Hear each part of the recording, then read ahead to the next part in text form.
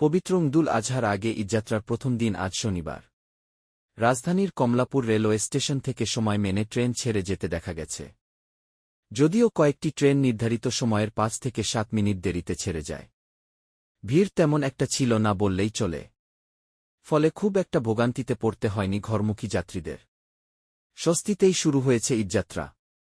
সরেজমিন সকাল ১০টা থেকে বেলা ১১:৩০ পর্যন্ত কমলাপুর রেলওয়ে স্টেশনে থেকে দেখা যায় বেশিরভাগ ট্রেন যথাসময়ে প্ল্যাটফর্ম ছেড়ে যাচ্ছে। যাত্রীর বাড়তি চাপ সামলাতে কয়েকটি ট্রেনে অতিরিক্ত কোচ যুক্ত করা হয়েছে। স্টেশন ব্যবস্থাপক কবির উদ্দিন বলেন, ১৩ মে যেসব যাত্রী টিকিট কেটেছিলেন তারা আজ ঢাকা ছাড়ছেন। আজ ঈদযাত্রার ৬৬টি ট্রেন ছেড়ে যাবে। ৪৩টি ট্রেন আন্তনগর আর ২৩টি কমিউটার। আগামীকাল রোববার থেকে স্পেশাল ট্রেন ছাড়বে। ঢাকা থেকে সিলেটগামী জয়ন্তিকা এক্সপ্রেসের ছেড়ে যাওয়ার কথা ছিল বেলা ১১:১৫টার দিকে। ট্রেনটি ছেড়ে যায় ১১:২১। সকালে কমলাপুর রেলওয়ে স্টেশন পরিদর্শনে আসেন রেল মন্ত্রণালয়ের সচিব ফাহিমুল ইসলাম। সাংবাদিকদের বলেন, এবারের ঈদুল আজহার আগে ট্রেনের শিডিউল বিপর্যয়ের শঙ্কা নেই। অনাকাঙ্ক্ষিত দুর্ঘটনার ফলে আপনারা জানেন যে পশ্চিমাঞ্চলে একটি রেল ড্রিলমেন্ট হয়েছিল, আর কুমিল্লার পদুয়ার বাজারের কাছে একটি লেভেল ক্রসিং একটি বাসের সঙ্গে একটি দুর্ঘটনা ঘটেছিল। এটা ছাড়া আমাদের আসলে তেমন উল্লেখযোগ্য দুর্ঘটনা ঘটেনি। আমাদের স্কেডিউল মোটামুটি ঠিক ছিল। তো আমরা এবারে খুবই তৎপর আছি। আমরা সমস্ত ম্যানেজমেন্ট আমরা সবাই প্রস্তুত। আমাদের যে ইন্টার ডিপার্টমেন্ট যে সমন্বয়ের বিষয়টি, এদিকে আমরা বিশেষভাবে লক্ষ্য রাখছি।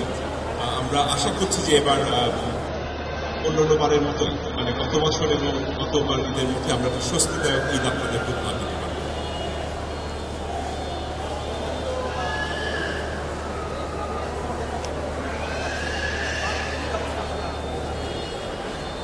আপনি ট্রেনের স্কেজুল সব ঠিকঠাক আছে বলেছেন, কিন্তু আমি এর সাথে একটু যুক্ত করতে চাই। আমাদের শুরুতে আজকে সকালে দেওয়ানগঞ্জ কমিউটার নামে একটি ট্রেন ৫টা ৪০ ওটার জাস্ট ছেড়ে যাওয়ার পরপরই ওটার ইঞ্জিন নষ্ট হয়েছে।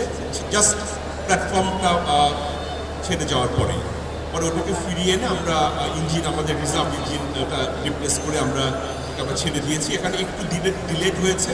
অ্যাকর্ডিংলি পরের বেশ কটা ট্রেন এই ১৫ মিনিট থেকে আধা ঘন্টা ডিলেট হয়েছে। আমি এইমাত্র প্ল্যাটফর্ম থেকে আসলাম যে রংপুর এক্সপ্রেস যেটি ছিল সেটি ১৮ মিনিট দেরি করে ৯:৩০টায় ছেড়ে গেল। আর এরপরে যেটা আছে জামালপুর এক্সপ্রেস ১০টার সময় ওটা স্কেজুল এখন ঠিক আছে। অর্থাৎ আমরা এটুকু বলতে পারি যে আমাদের স্কেজুল শুরুতে একটু বিলম্ব হয়েছে, যান্ত্রিক ত্রুটি ছিল, এখন সেটা ঠিক হয়ে এসছে। এরপর থেকে আমরা আশা করছি আর কোনো এরকম বিলম্ব হবে না। আর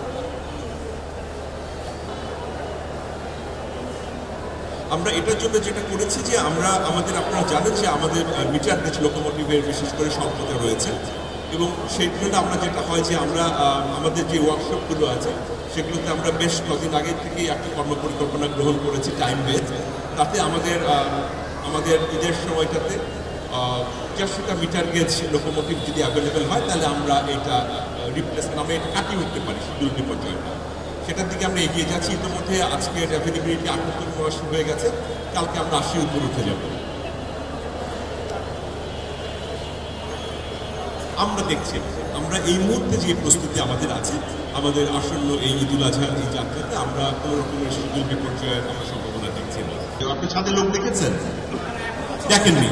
হ্যাঁ, আমরা যেটা হচ্ছে আপনি যেটা বলেছেন যে একদম যেটা এক্সট্রিম ছুটি, যখন সাধারণত গার্মেন্টসগুলো যখন ছুটি হয় তখন ঈদের ঠিক ২ দিন আগে ১ দিন আগের বিষয়টা, সেই সময় আমরা চেষ্টা করব যেন ছাদে না উঠতে পারে। তবে আপনারা জানেন যে উত্তরবঙ্গগামী যে সমস্ত ট্রেনগুলো আছে সেগুলোতে আসলে ছাদে ওঠার একটু টেন্ডেন্সি আমরা অন্যবার আমাদের অভিজ্ঞতা থেকে লক্ষ্য করেছি।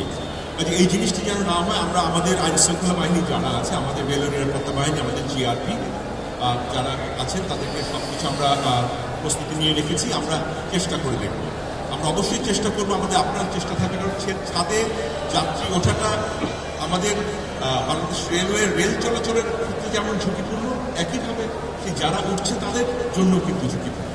কাজে হ্যাঁ, এবং এই জন্য আমরা যেটা করেছি যে আমাদের ভ্রাম্যমাণ আদালত আমরা নিয়োগ করেছি, এবং আমাদের ভিজিলেন্স টিম আছে আমাদের বিমানবন্দর, স্টেশন, আমাদের এখানে কমলাপুর স্টেশন থেকে শুরু করে অন্যান্য গুরুত্বপূর্ণ স্টেশনে আমরা কিন্তু ভ্রাম্যমাণ আদালত আমরা নিয়োগ করেছি, ম্যাজিস্ট্রেট এগুলো দেখবেন এবং তাদেরকে